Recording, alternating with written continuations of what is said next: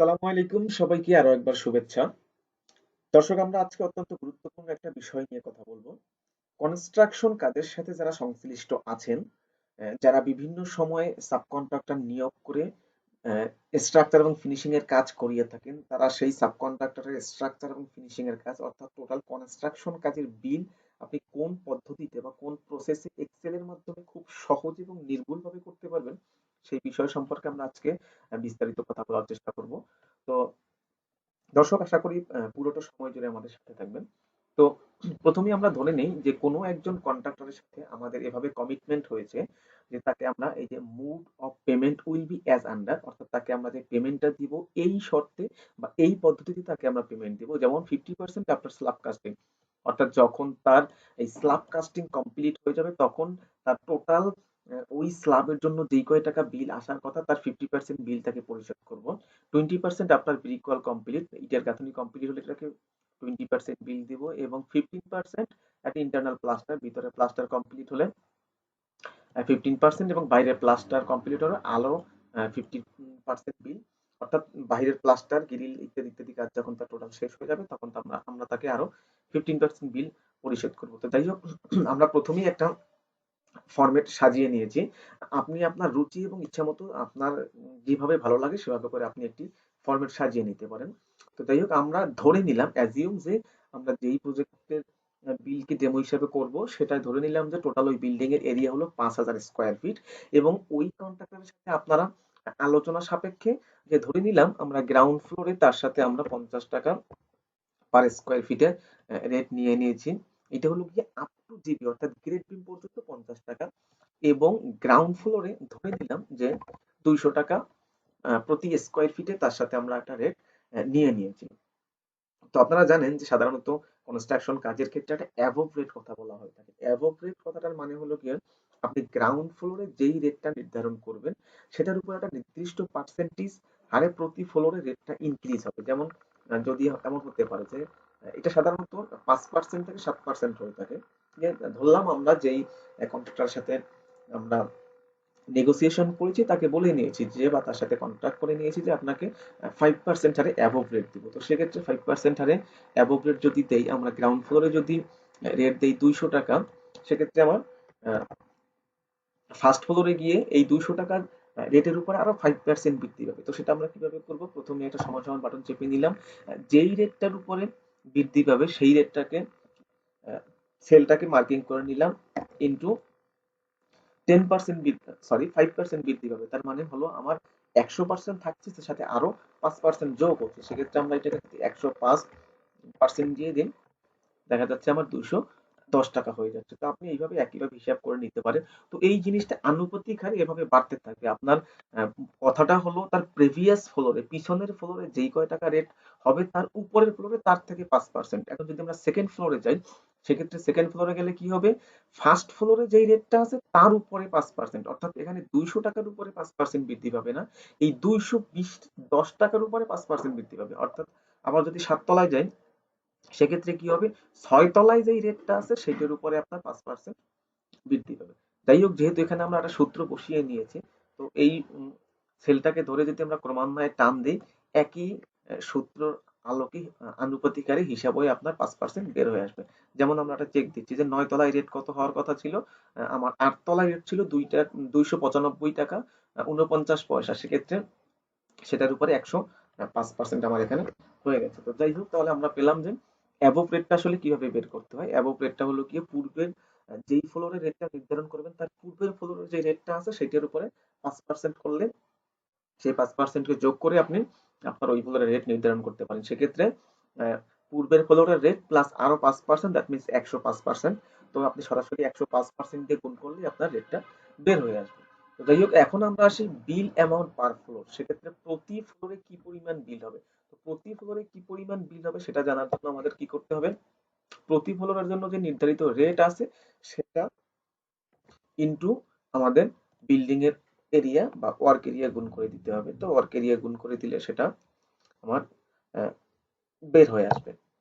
তো দেখতে পাচ্ছি যে আমাদের এই ফ্লোর অর্থাৎ গ্রাউন্ড ফ্লোরের জন্য টোটাল বিল আসতেছে আমার এখানে 10 লক্ষ টাকা, অর্থাৎ 5,000 স্কোয়ার ফিটে প্রতি ফ্লোরের গ্রাউন্ড ফ্লোরে আমার রেট হচ্ছে 200 টাকা এবং টোটাল বিল্ডিং এর এরিয়া হচ্ছে 5,000 স্কোয়ার ফিট। তো সেক্ষেত্রে আমার বিল চলে আসলো 10 লক্ষ টাকা। তো একই প্রসেসে যদি আপনি ফার্স্ট ফ্লোরে কত বিল আসবে, আহ, এই রেট এবং এরিয়া দিয়ে গুণ করলে যা আসার কথা আপনার সেটাই চলে আসবে। সেক্ষেত্রে যেহেতু আমরা একটা করে সূত্র বসিয়েছি, সেক্ষেত্রে প্রত্যেকটা করে বসানোর দরকার নেই।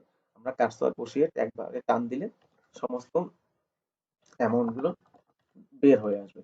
তো যেমনটা আমরা দেখতে পাচ্ছি, যেমন আমাদের 10th ফ্লোরে 10 তলায় গিয়ে আমার এরিয়া কিন্তু একই, কিন্তু রেট বৃদ্ধি থাকার কারণে যেখানে কিনা আমার ফার্স্ট ফ্লোরে রেট হয়েছে 10 লক্ষ টাকা, সেই একই বিল্ডিং এর ভিতরে বা একই এর বিল্ডিং এর ভিতরে অ্যাবভ রেট থাকার কারণে সেখানে 10th ফ্লোর বা 11 তলায় গিয়ে সেখানে টোটাল বিলের পরিমাণ আসতেছে 16,28,894 টাকা 63 পয়সা। তো এই হলো আসলে অ্যাবভ রেটের ব্যাপার, যে অ্যাবভ রেটের হলে কিভাবে টাকার পরিমাণ বৃদ্ধি পায়। একই এরিয়া কিন্তু রেটে অ্যাবভ দেওয়ার কারণে আপনার এই যেখানে গ্রাউন্ড ফ্লোরে বিল আসছে 10 লাখ, সেখানে আপনার 10th ফ্লোরে গিয়ে আসছে 16 লাখ।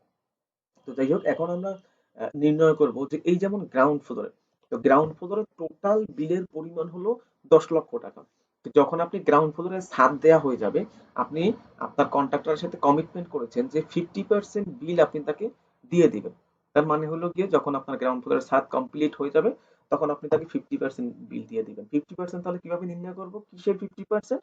আপনার টোটাল বিল পার ফ্লোর যে অ্যামাউন্টটা আছে সেইটা, তাহলে সেটাকে আমরা সিলেক্ট করলাম, সিলেক্ট করে ইন্টু 50% বসিয়ে দিই, 50% বা চলে আসলো 5 লক্ষ টাকা। অর্থাৎ যখনই আপনার স্ল্যাব কাস্টিং হয়ে যাবে, তখন আপনি তাকে 5 লক্ষ টাকা পরিশোধ করবেন। তো দেখা গেল যে আপনি একই সূত্র বারবার বসানোর যেহেতু দরকার নেই, আপনার গ্রাউন্ড ফ্লোরের স্ল্যাব হয়ে গেছে, 5 লক্ষ টাকা দিবেন। ফার্স্ট ফ্লোরের যেটা হয়, যেমন এখানে 10,50,000 টাকায় 50% আসে 5,25,000 টাকা, সেটা কিন্তু চলে আসছে।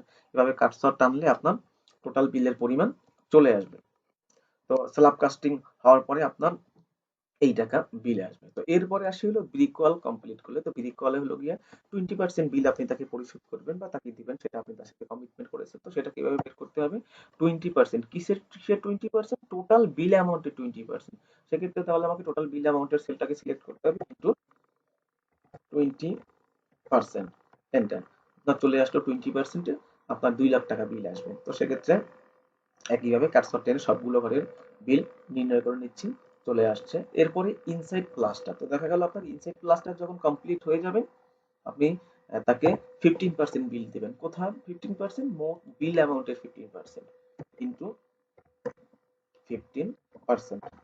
তো চলে আসলো বাকি সেলগুলো নিয়ে নিচ্ছি, বাকি ফ্লোর গুলো। এরপরে আউটার প্লাস্টার কমপ্লিট হলে 50%, 15% বিল দিবেন কিন্তু 15%। তো চলে আসলো।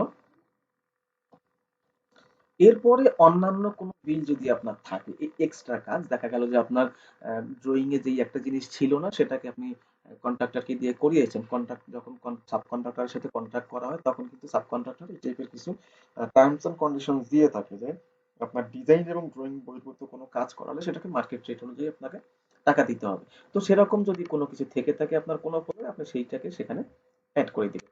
তো আমরা এখন দেখবো যে আমার এই যে গ্রাউন্ড ফ্লোর, এখানে আমার টোটাল বিলের পরিমাণ কত। তো এখানে আমার ধরলাম যে এখানে আমার অন্য কোনো একটা কাজ ছিল, অতিরিক্ত কাজ করেছে, সেটার জন্য আমার 50,000 টাকা তাকে বিল পরিশোধ করতে হবে। তো সেটা আমি এখানে এন্ট্রি দিয়ে দিলাম। দেওয়ার পরে তাহলে আমার এই গ্রাউন্ড ফ্লোরের টোটাল বিলের পরিমাণ আসলো কত, সেটা যদি আমরা নির্ণয় করতে চাই, সেটা কিভাবে করব?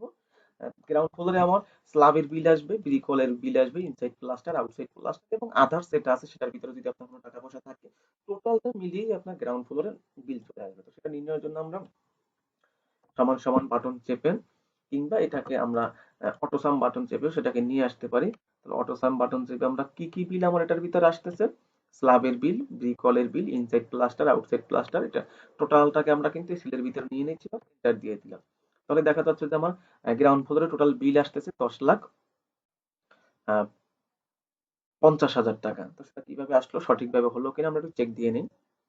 তো যেমনটা দেখতে পাচ্ছি, এখানে আসছে আপনার 5 লাখ টাকা, এখানে আসছে 2 লাখ, 7 লাখ, এখানে 1.5 লক্ষ, এখানে 1.5 লক্ষ, 3 লক্ষ, 7 3 10 এবং এখানে 50,000, মোট 10,50,000 টাকা চলে আসছে। তো একইভাবে আমরা যদি কার্সরটাকে টেনে নিচে নিয়ে যাই, তাহলে আমার কিন্তু টোটাল সবগুলো ফ্লোরে যেই ইন্ডিভিজুয়াল যে বিল আছে সেই বিলটা আমার এখানে চলে আসতেছে। তো এখন আমরা দেখবো যে আসলে আমার তাহলে টোটাল বিল্ডিং এ আমার বিলের পরিমাণ কত আসবে। তো সেক্ষেত্রে সেটা দেখতে হলে আমি নিচের ঘরে অটোসাম বাটন চেপে কোন ঘর থেকে কোন ঘর পর্যন্ত আমি নিতে যাচ্ছি সেটা আমার বিলের ভিতরে চলে আসলো। তো আমরা এখানে দেখতে পাচ্ছি যে ১,৪২,৫৬,৭৪৭ টাকা ১৬ পয়সা আমার কাজ হয়েছে এখানে।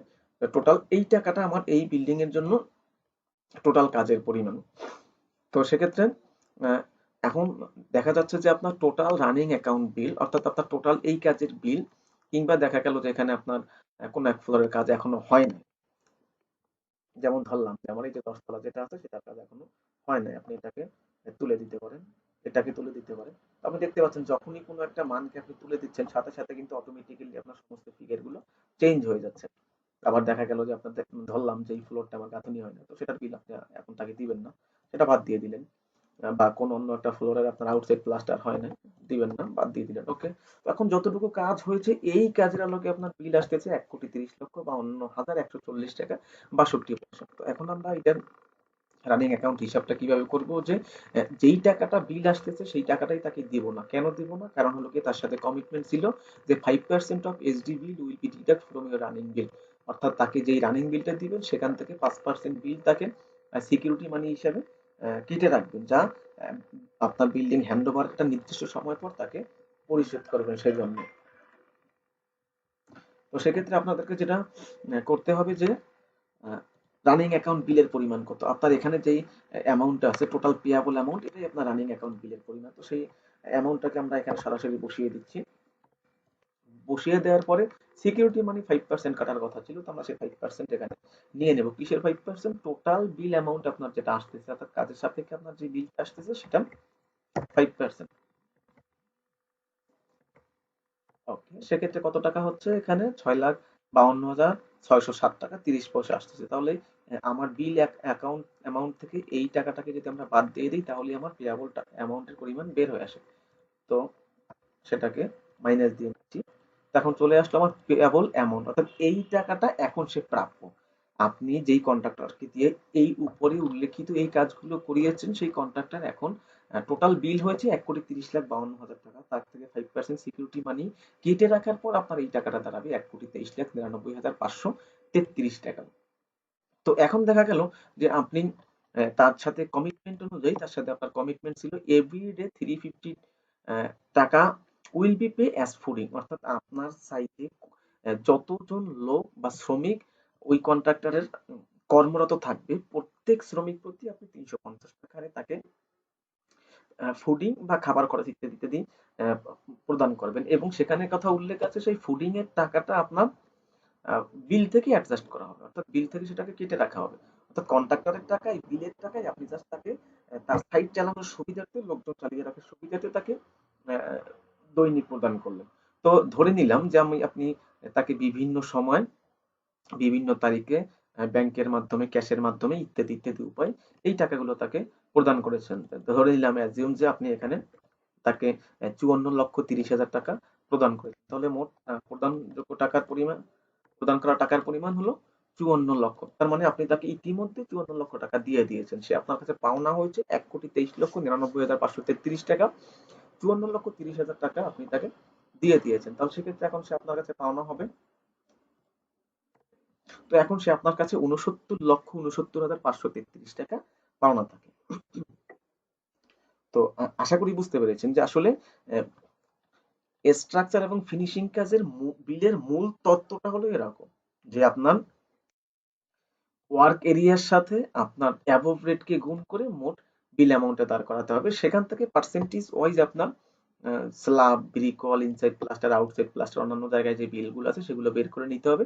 সেগুলো বের করার পরে সেগুলোকে আপনার ফ্লোর ওয়াইজ যোগ করে নিয়ে টোটাল অ্যামাউন্টটা দাঁড় করাইতে হবে। বিলিং অ্যামাউন্ট দাঁড় করাবার পরে সেখান থেকে আপনার যত পার্সেন্ট সিকিউরিটি মানি থাকার কথা সেই সিকিউরিটি মানিটাকে বাদ দিয়ে যেই টাকাটা প্রাপ্য সেটার ভিতর থেকে আপনি ফুডিং হিসেবে বা মাঝখানে যদি অন্য কোনো রানিং বিল দিয়ে থাকেন সেই বিলের অ্যামাউন্টটাকে অ্যাডজাস্ট করে যেই টাকাটা সে প্রাপ্য থাকবে সেটাই হলো তার পাওনা বিল।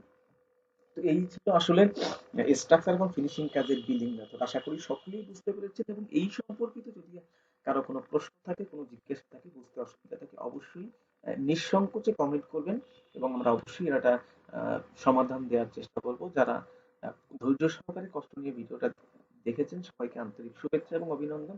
অবশ্যই চ্যানেলের সাথে থাকবেন, লাইক কমেন্ট করবেন, সাবস্ক্রাইব করবেন। ধন্যবাদ সবাইকে। সালামু আলাইকুম।